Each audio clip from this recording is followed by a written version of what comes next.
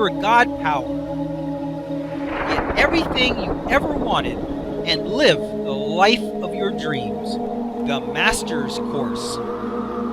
Copyright 2010 by Richard Lee McKim Jr. All rights reserved. Let the quest for knowing begin.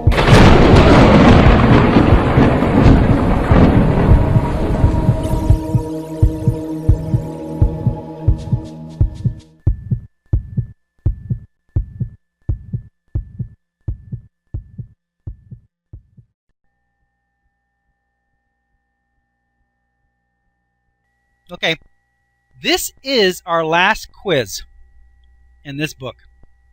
So, as a result, I want to go over a couple more things before we leave this section. I want to test you on your understanding of reality. Okay, now, I'm going to make this real easy for you. I'm going to name situations. I'm going to describe some situations. And I'm going to give you the three answers. There's three possible answers. Okay? I'm going to describe a situation or an event. And I want you to say whether A, it's a good event, it's a good situation, B, it's a neutral situation, or C, it's a bad situation. Now, I'm going to give you a hint. Always go for the good first. Always jump to it's a good situation first. Always. If you can't go to good, then at least say neutral. But don't allow yourself to say bad. Because there is no situation that is bad or good. It is always neutral, but then it becomes whatever you say it is. So try to say it's good. If you can't do it, then at least say it's neutral. At least give it that. Okay? Are you ready? Okay, I'm going to start out with a couple easy ones first. You win the lottery. Well, that's easy. That's a good situation. Anybody and everybody can jump on that and say that's a great situation.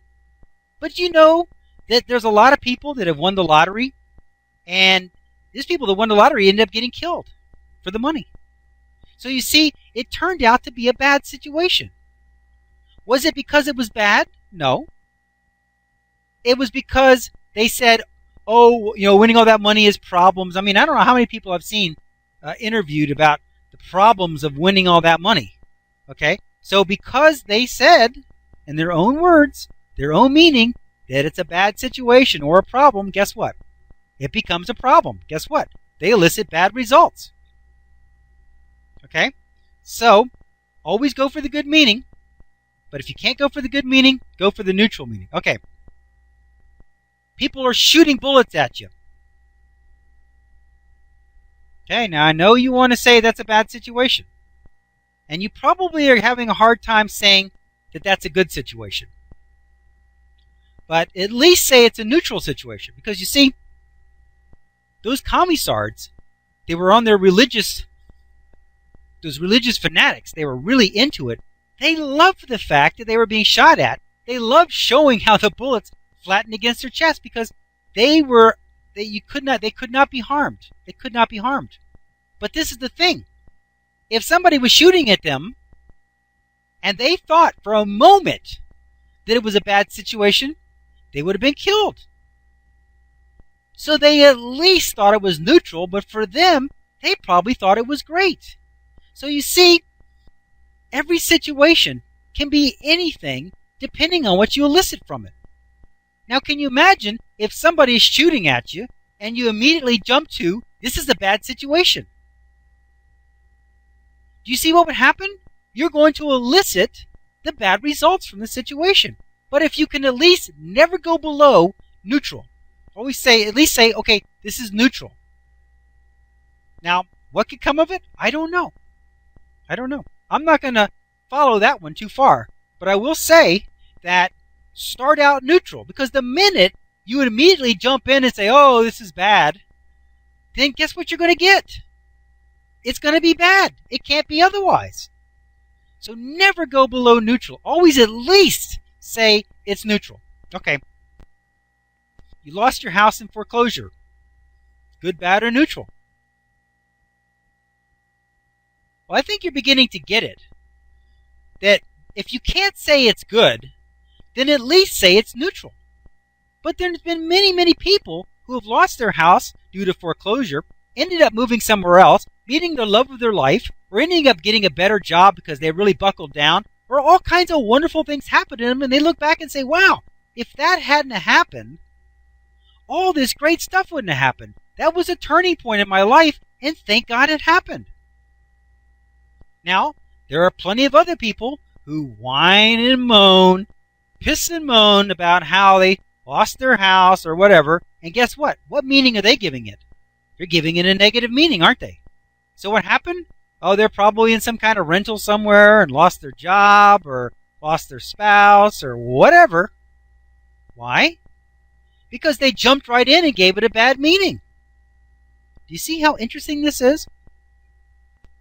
What if you're standing in the middle of a roaring fire? Bad meaning or good meaning? Or neutral? Okay, so it's at least neutral, right? Because you don't know. That guy, that commissar guy, was so powerful in his beliefs that he had a fire set on purpose, a pyre, which is a pile of lumber. And he stood in the middle of it, had it set on fire because, you see, these people that were trying to throw him out of the country, he wanted to show them that there was no hope for them to do that there was nothing that they could do. And so he, in order to prove it, I mean to really prove it, in front of 600 people, he got this fire going, stood in the middle of it, was delivering a speech about how invincible they were, and he stood there and ranted on about it until the fire finally completely burned down. He stepped out, didn't have a bit of his clothing burnt, didn't even have a hair on his head burnt, in front of 600 witnesses. Why didn't you hear about it? Is it in your reality? No. No, that's why you didn't hear about it. Do you believe in it? If you didn't believe in it, that's why you didn't hear about it. Your reality maintains itself. But was it a good situation? Yeah, it was a great situation. It was such a great situation that he did it on purpose to prove a point. What if, while he was in that fire, he suddenly thought, uh-oh, this is a bad situation? What would have happened? He would have got burned, probably killed. But he didn't give it a bad situation. He didn't give it a bad meaning.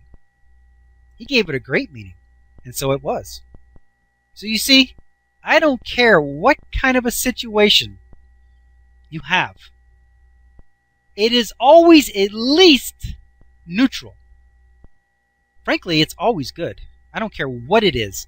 It's always got a way that it can turn out fantastic for you. But sometimes, if you haven't had enough practice, it might be hard to just jump right to the good. It might be hard to say, oh, I just lost my house, this is great. That might be hard. It might be. But if you can, by all means do it. Jump right in and say, this is fantastic. What opportunities does this mean now? And you will see them. But at least, always know at least that the situation is neutral. You could win $1 million in the lottery and be killed, or you could win $1 million in the lottery and be extremely happy. Just can go any kind of way. You can lose your house and have it be the greatest thing that ever happened to your life, or you can lose your house and have it be the worst thing that ever happened to you.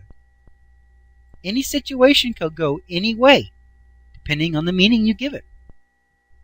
Colonel Saunders, I think I remember a story with him that he had his chicken cooking, he had his little restaurant, and he was doing good. It was a single little restaurant, if I recall the story correctly. But what happened was, it was an interstate coming through, and they were going to tear down his restaurant, and he was going to be without a restaurant. And so he was forced to do something different. So he went around selling his recipe, and he didn't give up. He believed in it. And next thing you know, look what happened. That happened because of adversity. He could have said, oh, I'm defeated. I don't have the money to build another building now. And so that's it. It's over.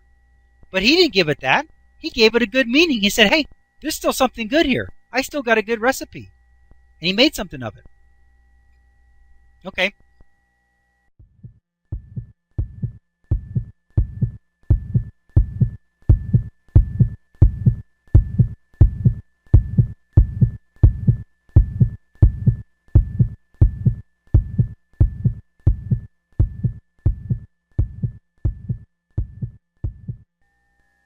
To continue, go to How to Use Your God Power, chapter number 13, segment number 9.